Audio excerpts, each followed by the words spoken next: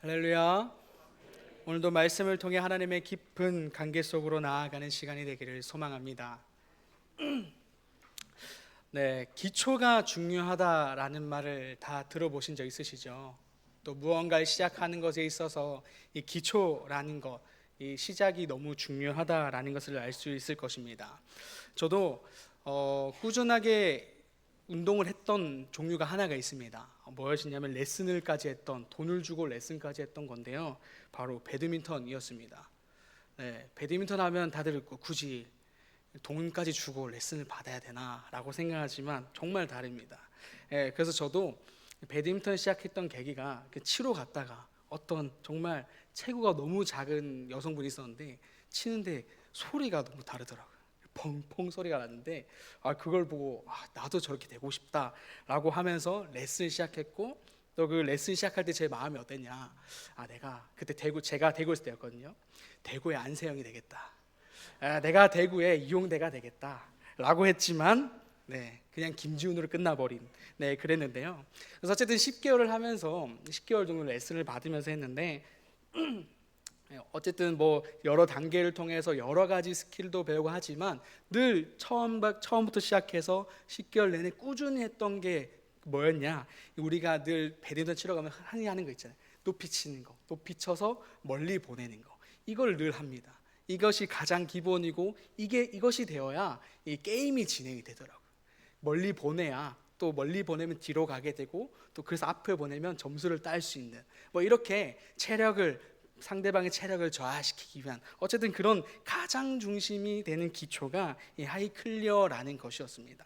그래서 뿐만 아니라 이 운동, 또 건축, 지금 하고 계시는 음악이나 이런 모든 것들이 또 무언가 목적을 가지고 시작할 때에 이 기초라는 것이 너무나도 중요하다라는 것이죠. 기초가 온전할 때 그 다음에 쌓아지는 모든 것들이 견고하게 또 디테일하게 잘 쌓일 수 있다라는 것입니다. 그렇다면 우리가 이 그리스도의 삶은 어떨까라는 것입니다. 그리스도의 삶을 그냥 살아낼 수가 있는 것입니까? 예수님을 믿는다고 해서 우리 모두가 예수님 말씀하시는 그리스도의 삶에 대한 그 온전한 삶을 살아낼 수 있느냐라는 것입니다.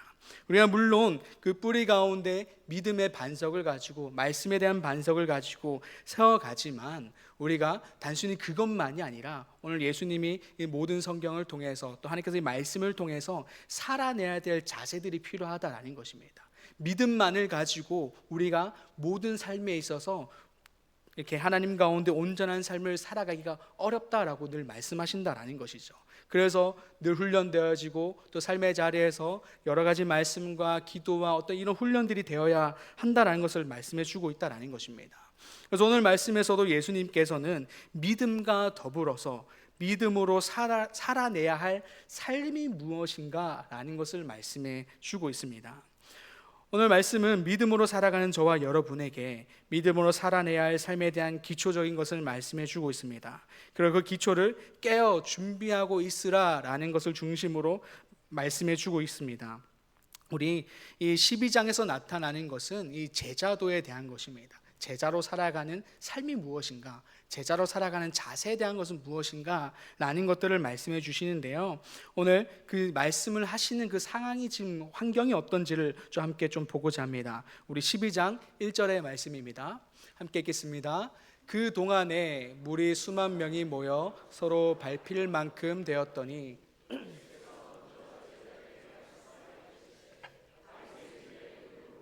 외식을 주의하라. 아멘. 오늘 이렇게 외식을 주의하라라는 것을 하면서 이 제자의 삶에 대한 것들이 이 12장 전체에 나타나고 있습니다.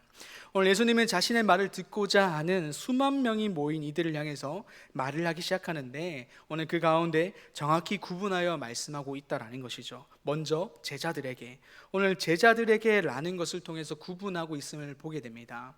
그랬던 이유가 첫 번째는 뭐였냐면요, 수만 명의 사람들 중에 예수님의 말씀을 기대하며 모인 자들, 또 그냥 궁금해한 자들이 있었다라는 것입니다. 정말 예수님을 향한 그 말씀에 대한 것을 사모함으로 나아갔던 자들이 있고, 그저 예수님에 대한 소문을 듣고 예수님에 대한 어떤 신기함을 바라보기 위해서 나도 궁금해서 나온 자들이 있다라는 것입니다. 오늘 그래서 예수님은 그렇게 명확하게 구분 지어서 말씀해 주고 있습니다. 그런데 오늘 제가 이 본문을 보면서 또한 이 본문에 대한 전체 12장을 보면서 묵상하고 또 하나님께서 주신 마음이 무엇일까라는 것을 기도하면서 보는데, 사실 예전에는 이렇게 예수님께서 제자들에게라는 것을 또 구분 짓는 것에 대해서 크게 막 엄청난 감동이나 이런 것은 잘 없었던 것 같습니다. 그냥 오늘 제자들이 있으니까 제자들이 하는 말이었고, 혹은 또 무리니까 무리에게 말하는 거였고, 그러니까 이 정도로 그쳤다라는 것이죠. 그래서 그러다 보니까 수만 명이 모인 가운데서도 그냥 제자들에게 하는 거구나라는 것으로만 좀 그쳤던 것 같습니다. 근데 생각해 보니까 사실 예수님은 이 모든 이들이 구원받기를 바라고, 사실 이 제자의 삶에 대한 것들이 제자를 향해서만이 아니라 모든 사람을 향해서 하신 것일 텐데 왜 굳이 구분을 지었을까? 또 그 가운데 분란이 일어났을지도 모를 텐데 그냥 모든 이들에게라는 것을 말씀하시면서 이런 삶에 대해서 말했으면 좋지 않았을까라는 것을 생각해 봤던 것 같습니다. 그래서 이 구분, 왜 굳이 구분을 지었을까라는 생각을 했던 것 같습니다. 그래서 기도하고 묵상하는 가운데 하나님이 주시는 마음이 무엇이었냐? 이것은 구분짓기 위함이 아니구나라는 것이었습니다. 오늘 제자들에게, 오늘 수만 명이 모인 사람들 가운데 제자들이 있고 무리들이 있는 것이 명확합니다. 그러나 또 그 가운데 예수님은 이 모든 이들을 향해서 동일한 마음을 가지고 있죠. 구원을 받기를 바라는 마음, 또 그들이 모두 회심해서 주님께로 오기를 바라는 마음, 하나님 나라를 소망하기를 바라는 그 마음이 분명히 예수님 가운데 있었을 것이고, 또 그 목적이 있었기에 이 자리에 예수님 오신 것이었죠. 그래서 이것은 구분짓기 위함이 아니라 모두를 위한 것이구나. 그래서 첫 번째 주신 것이 무엇이었냐면 깨우침을 위해서 이렇게 말씀하셨구나라는 것이었습니다. 오늘 그 제자들이 늘 제자의 삶을 살아가는 것은 어렵다라는 것을 아실 것입니다. 또 무리가 늘 삶 전체가 무리의 삶을 살진 않을 것입니다. 그렇기 때문에 오늘 예수님께서 말씀하시는 것은 일깨움이기도 했고 깨우침이기도 했고 경각심을 주시는 말씀이었다라는 것이죠. 제자들에게 라는 것을 통해서 너희들이 이러한 삶을 살아야 돼 라고 말하면서 오늘 그 가운데 너희들이 이러한 삶을 살지 않으면 무리로 갈 수 있다라는 것이죠. 그래서 그들 가운데 경각심을 주고 깨우침을 주기 위한 것이었다라는 겁니다. 또 반대로 무리를 향해서는 너희가 지금 내 앞에 그냥 나를 향한 궁금함으로, 신기함 때문에 소문으로 모였지만 그럼에도 그 마음 가운데 이 말씀을 통해서 변화되고자 하는 마음이 있다면 너희들도 제자가 될 수 있다라는 것을 말씀해 준다라는 것이죠. 그래서 두 번째는 가르침입니다. 제자들에게 말씀하여 이르시되 라는 것을 통해서 보게 되면 11장 마지막쯤을 보게 되면은 예수님과 바리새인들 가운데 이 언쟁에 대한 것들이 나타나게 됩니다. 당시 사회에서 바리새인과 율법 교사들에 대한 사회적 지위와 권위가 어떻습니까? 너무나도 높았죠. 그래서 그 가운데 예수님의 그 대화를 통해서 느껴지는 어떤 하나님의 그 예수님에 대한 신성적인 모습들, 그 말씀에 대한 능력들 분명히 그들 가운데 느껴졌을 것입니다. 그러다 보니까 그 다음에 이어서 말씀하신 12장에 어떤 시작되는 이 부분의 예수님의 제자의 말씀은 그들 가운데 정말 큰 집중력을 일으켰을 것이고 분명히 기대감이 있었을 것이다 라는 거죠. 그래서 말 그대로 가르침이었습니다. 제자라면 이렇게 살아야 된다.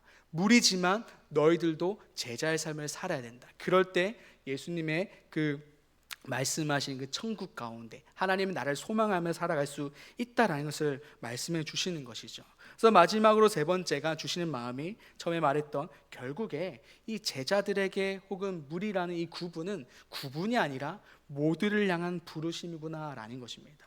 모두가 제자가 되기를 바라고 모두가 이 시간을 통해서 깨우침을 받고 가르침을 통해서 제자의 삶을 살아가기를 바라는 그 마음이 오늘 예수님께 있었다라는 것입니다.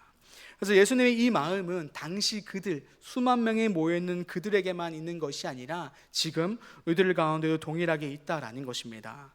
제자의 삶을 살아가기를 힘쓰며 이 자리에 있는 여러분들, 또 혹은 시간이 되어서 그저 나와 있는 그들이라 할지라도 오늘 예수님께서는 특정한 누군가를 향한 사랑, 특정한 누군가를 향한 찔림이 아니라 예배 가운데 모인 모든 이들을 향해, 예수님 앞에 모였던 수많은 모든 이들을 향해서 사랑에 대한 말이기도 했고 찔림에 대한 말이기도 했다라는 것입니다.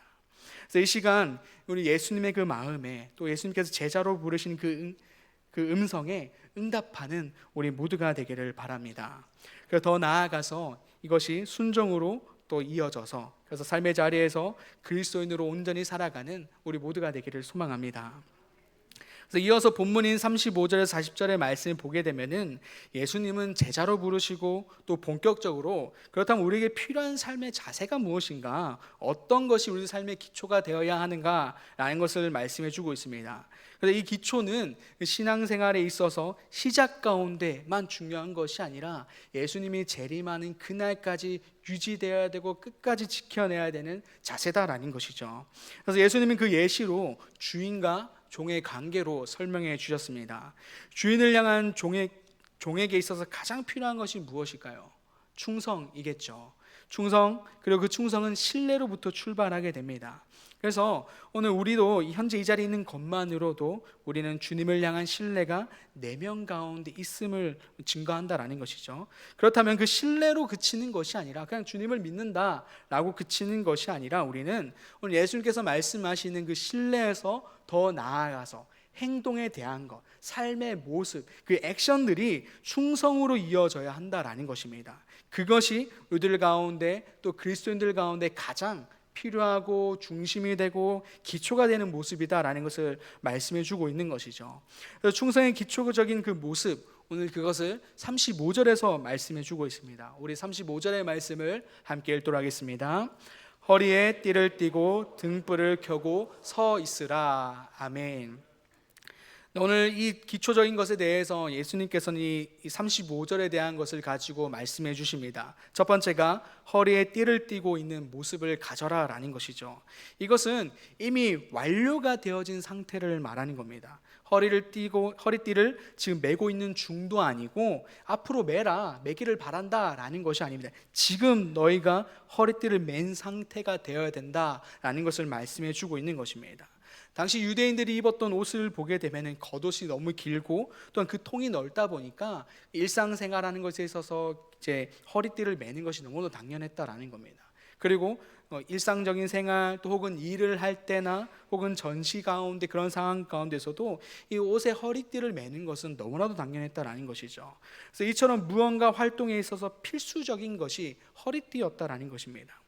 근데 말씀에 나타난 종의 모습을 보게 되면은 혼인집에 돌아오는 그 주인을 맞이하기 위해서 준비를 하고 있는데, 당시 혼인잔치는 밤에 열리기 때문에 또 시간이 길었기 때문에 언제 기갈지 모른다라는 거예요.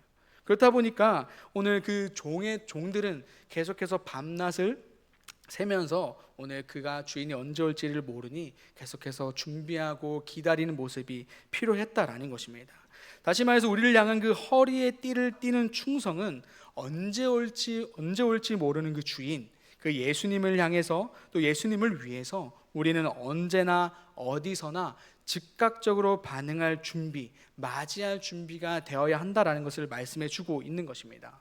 그렇다면 그 허리띠는 무엇을 의미할까요? 당연히 예수 그리스도의 말씀이다라는 것이죠. 하나님의 말씀이다라는 겁니다. 예수 그리스도의 그 말씀이, 생명되는 그 말씀이 우리의 허리띠가 되어야 한다라는 것입니다. 앞서 말씀드렸던 것처럼 허리띠는 그들의 유대인 가운데서 당시의 삶의 가장 중심이었다라는 거예요. 행동함에 있어서, 살아감에 있어서, 누군가를 만나고 나갈 때 전시 가운데 모든 상황 가운데 중심이 되는 것이다 라는 것이죠. 그래서 다시 말해서 우리들도 이 말씀의 허리띠가 삶의 중심이 되어야 한다라는 것입니다. 다른 어떤 것도 아니라 생명의 말씀, 진리의 말씀이 우리들 삶의 기본적인 중심이 되어야 한다라는 것을 말씀해 주는 것이죠. 그래서 말씀이 있어야 우리는 각자의 삶의 자리에서 어떻게 살아가야지를 알 수 있다라는 것입니다. 또 말씀이 있어야 우리가 신앙생활 가운데 마주하는 여러 영적 싸움 가운데서도 어떻게 행동해야 할지를 분별할 수 있다라는 것입니다. 그 말씀이 우리의 허리띠가 될 때 우리는 모든 자리에서, 모든 상황 가운데서 예수님께서 말씀하신 그 충성된 종의 모습을 우리가 가질 수 있다라는 것이죠. 이제 우리 모두가 말씀의 허리띠를 잘 매기를 바랍니다.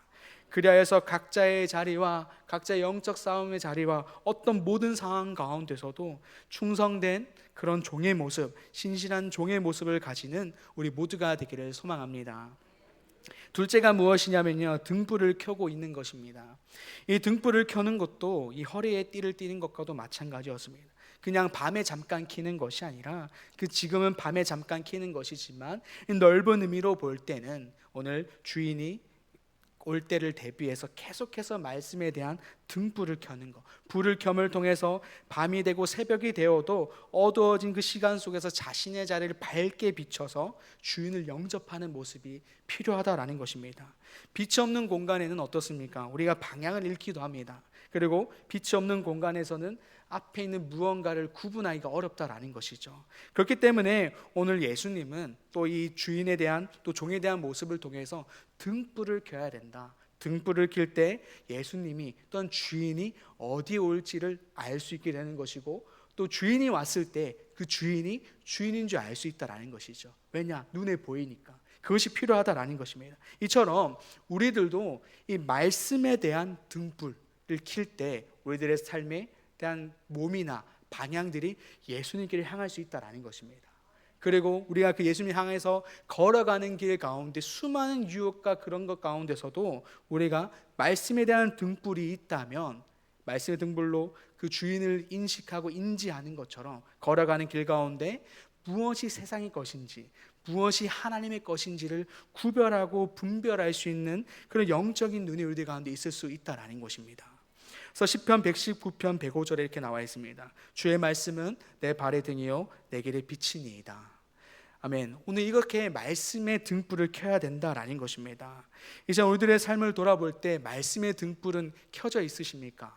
아니면 말씀만 그냥 있으십니까?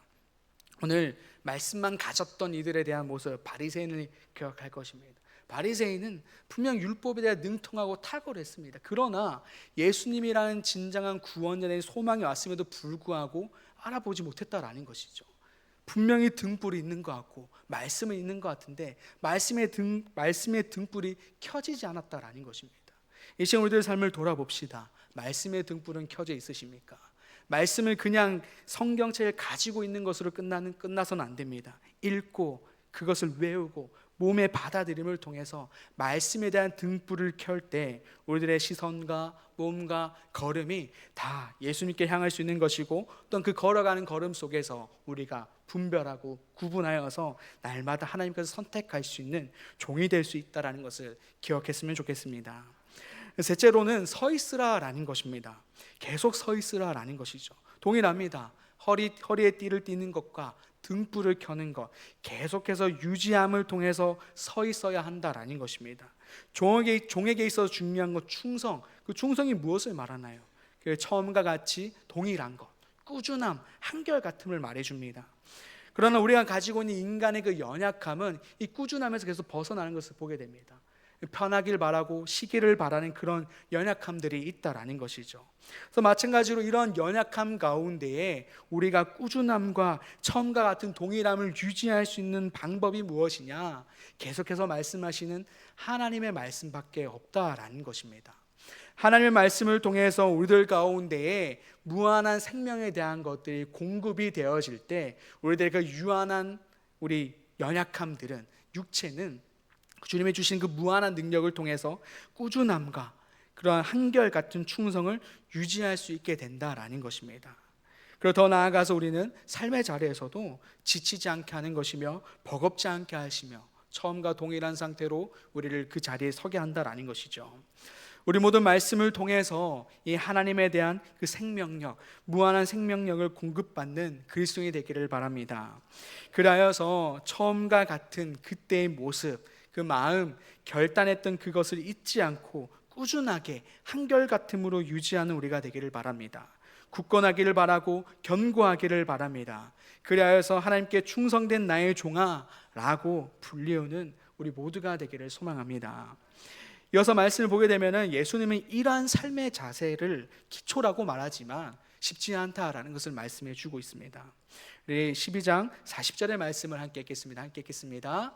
그러므로 너희도 준비하고 있으라. 생각하지 않은 때에 인자가 오리라 하시니라. 아멘. 주님께서는 이제 그때를 위해서 준비해야 된다라고 말씀하고 있습니다. 또 다시 말하면 당일 그 순간에 그 삶을 살고자 하고 그 자세를 취하고자 하더라도 이미 늦었다라는 것을 말씀해 주고 있습니다. 사람이 긴박한 순간에, 위기의 순간에 어떠한 모습이 나타난다라고 생각하십니까?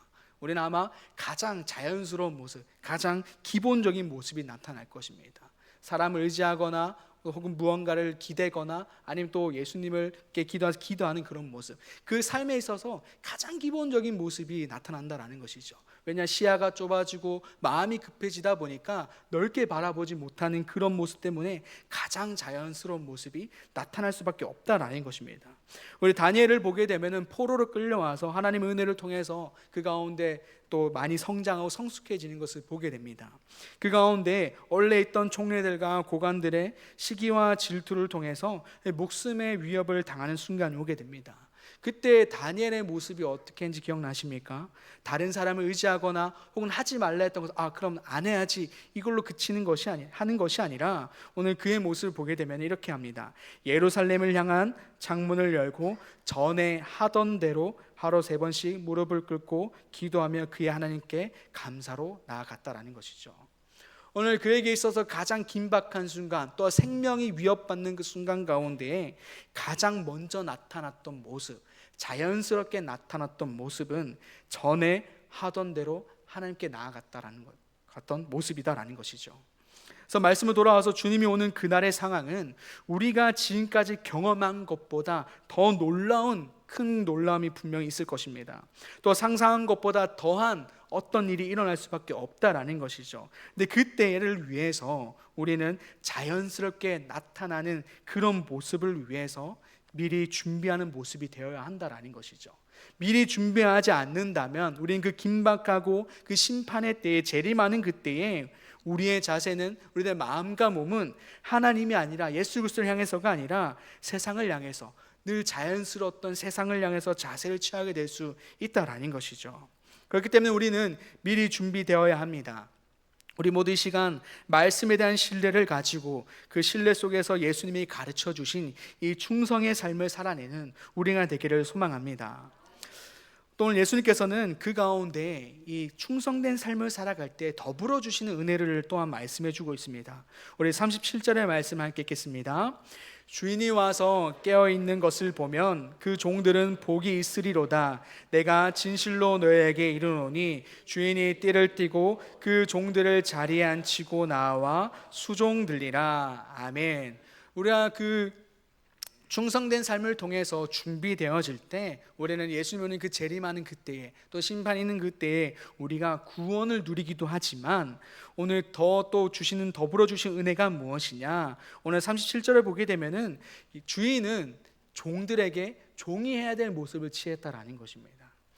오늘 무릎을 꿇고 또 같이 예수님이 그 주인이 제 종을 향해서 자리에 앉히고 나와 수종을 드는 것, 띠를 띠는 그런 모습, 종에 대한 모습으로 이 종을 맞이한다라는 것입니다. 이것은 오늘 주인이, 또한 더 나아가 예수님이 우리를 향해서 종에 대한 관계, 그 이상을 바라본다라는 것입니다.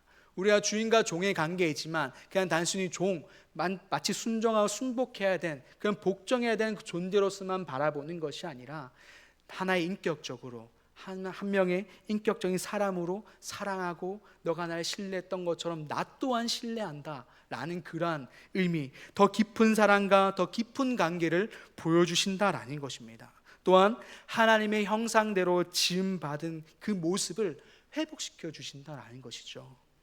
더 나아가서 이 12장 전체가 아까도 말씀드렸다시피 제자도에 대한 것입니다. 그렇게 보게 되면 제자도 가운데 또 주신 하나님의 은혜가 복이 뭐냐? 하나님의 나라를 소유하는 것이다라는 겁니다.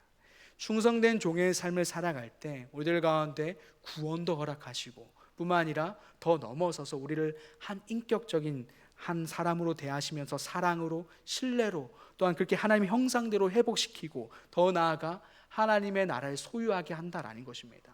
근데 이것은 이후에 재림하는 그때, 심판의 때에 누리는 것만이 아니라 삶의 자리에서, 지금 살아가는 그 현재의 자리에서 누리게 한다라는 은혜다라는 것이죠. 우리 모두 이것을 기억했으면 좋겠습니다. 그래서 충성된 종, 충성된 제자의 모습을 통해서 구원의 기쁨, 또한 주님과의 깊은 관계, 또 하나님 나라를 소유하는 이 모습, 이 은혜들을 지금의 자리에서 말씀을 통해서 누리는 우리 모두가 되기를 소망합니다.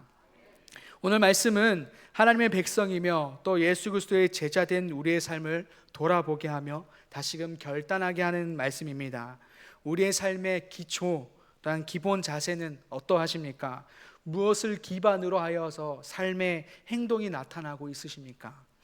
우리는 오직 믿음 위에 주인과 종의 자세를 기본 자세로 삼아야 할 것을 기억하기를 바랍니다. 주님만을 신뢰하고 또 주님만을 의지하고 주님만을 충성하며 살아가는 종이자 제자 한 사람이 되어서 언제나 어디서나 어느 순간에나 변함없고 한결같은 우리가 되기를 바랍니다. 그리하여서 그들에게 부어주시는 구원의 기쁨, 그분과의 깊은 신뢰와 사랑, 더 나아가 하나님의 나라를 소유하며 살아가는 우리 모두, 그렇게 해서 또 삶의 평안과 형통으로 채워주시는 그 하나님의 은혜들을 누리며 살아가는 우리 모든 성도님 되기를 간절히 소망합니다. 이렇게